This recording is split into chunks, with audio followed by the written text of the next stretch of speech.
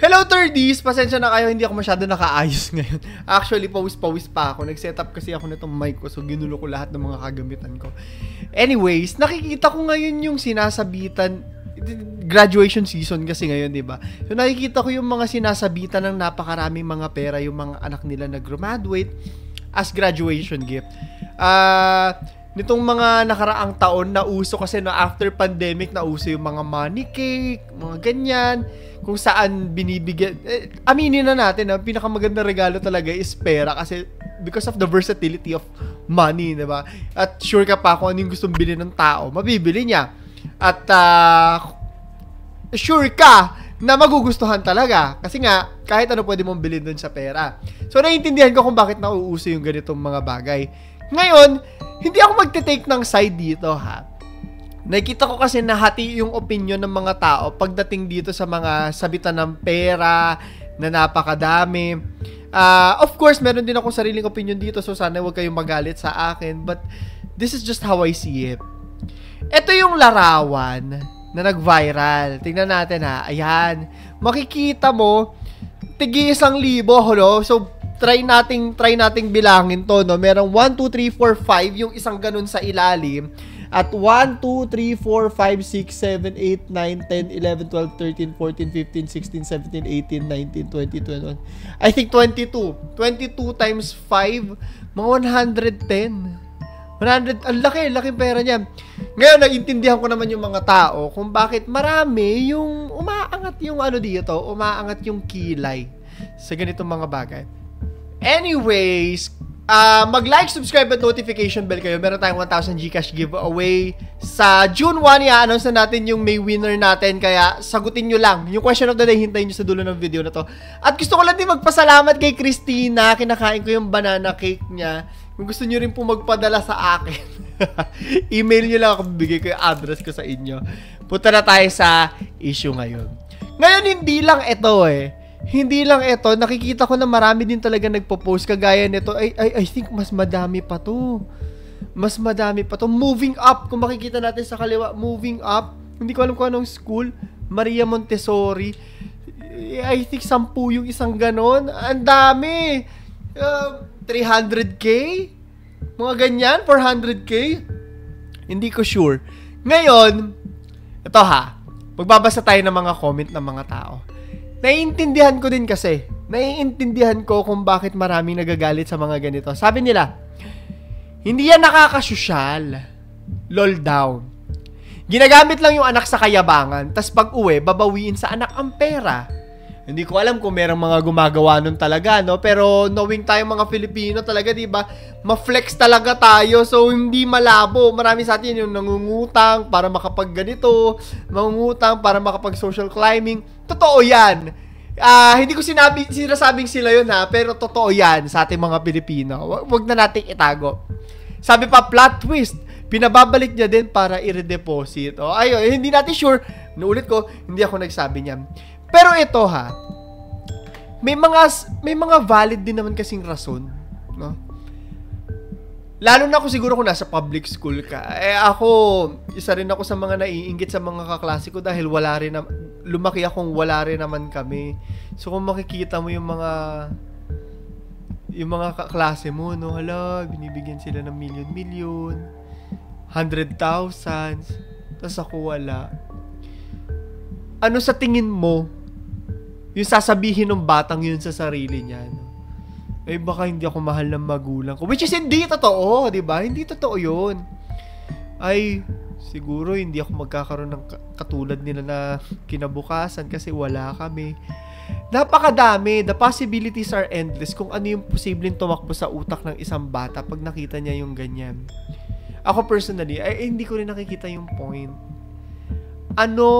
Although nagigets ko na gusto nating i-reward yung mga anak natin. Ito kailangan ganyan. Pero very insensitive siya for me. Insensitive siya para sa akin dahil sa epekto sa mga makakakita. Aminin na natin, hindi mo naman ilalagay yan dyan. No, naka-cape pa, naka-sash pa, kung hindi ka nag-flex. Yung truth doon. Diba? So, medyo I think mas maganda pa din na itinuturo natin sa mga anak natin yung humility na pag may gusto ka, kailangan pagsikapan. But anyways, no, wala namang mali sa pag-reward. Ako man pag nagkaanak ako, 'di ba? At nakikita ko naman kunyari honor siya. Ay naku, kung anong gusto mo, bibigay ko, pero may hangganan, 'di ba? At hindi ko ilalagay sa lugar na ang dami pa nakakakita. Siguro yung kami na lang o pag-uwi, pagkatapos ng salo-salo o anak, ito regalo ko sa'yo. Kahit iPhone pa yan, kahit mamahalin pa yan. Deserve naman ng anak ko, diba? Bakit hindi? Pero yung dami nakakakita, medyo, sorry ha, pero medyo X din kasi for me.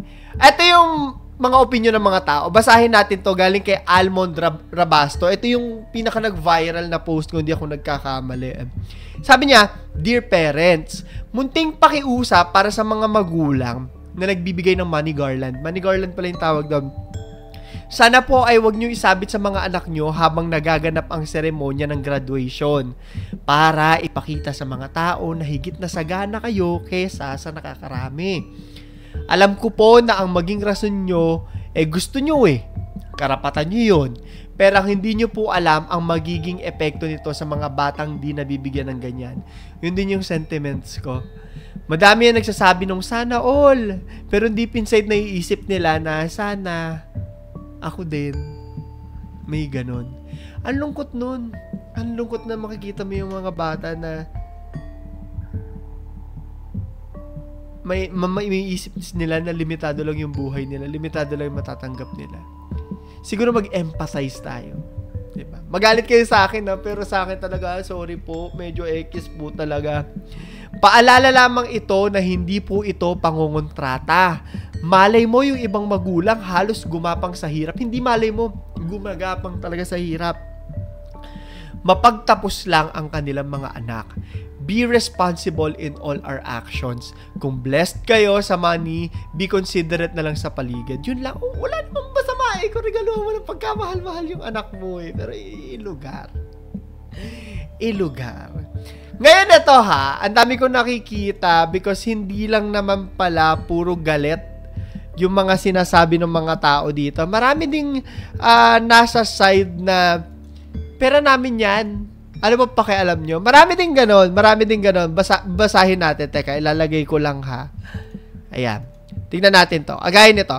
Magsumikap po at huwag magdesisyon sa pera ng iba. Well, tama naman. No?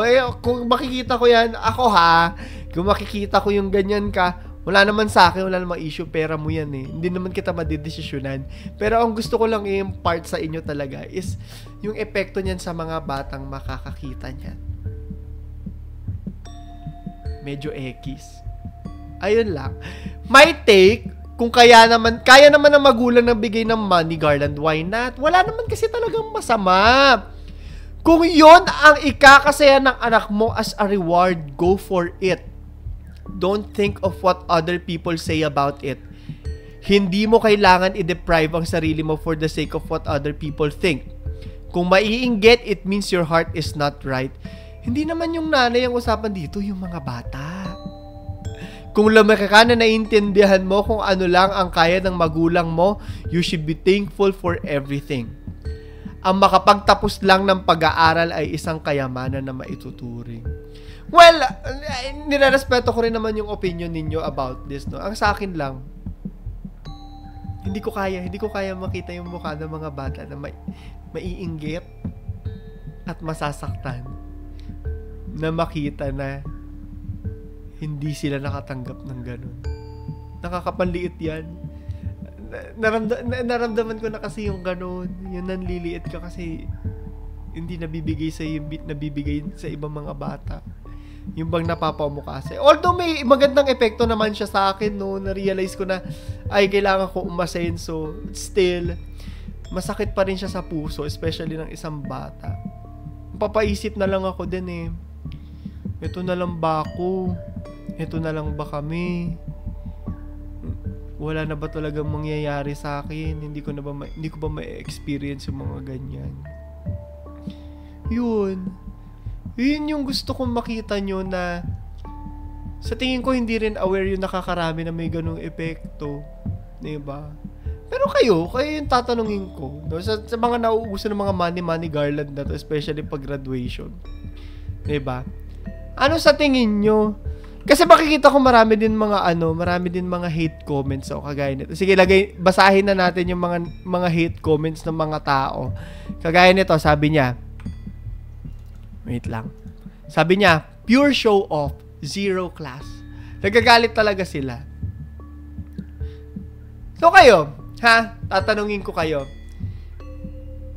Sa tingin nyo ba, insensitive yung pagfe-flex ng ganito sa mga graduation? Or sa tingin nyo, deserve ng anak nyo na malagbigyan ng ganyang karami sa mismong graduation? Dahil pinaghirapan nila yan. I-comment nyo sa ilalim para sa 1,000 Gcash giveaway natin, ha? Gusto ko marinig yung thoughts nyo. At saka sa mga graduates naman natin, congratulations sa inyo. Sa mga huling mensahe ko na, sa mga bata na alam ko yung ibang mga bata dito nakakita na ng mga kaklase nila na napakaraming ganyan. At naramdaman nyo na naiinggit kayo. Ituloy-tuloy nyo lang, no? Kung may nararamdaman kayong inggit, damhin nyo yung inggit na yan. Damhin nyo yung lungkot na nararamdaman nyo. And let those negative feelings fuel your passion para pagbutihin at pagandahin yung buhay mo. Namnamin mo yung sakit. Okay, wala kami pera. Hindi kami nakakatanggap na ganyan. Magsisikap ako para mabigyan ko rin yung mga tao sa buhay ko ng ganyan. Yun lang. Yun lang masasabi ko sa inyo. So, yun lamang po. Ito si Clara the Third. Ipapaalam. I love you, 3D. Sana gusto niyo yung bago nating setup. Mas maganda na yung audio natin ngayon. I'm so happy.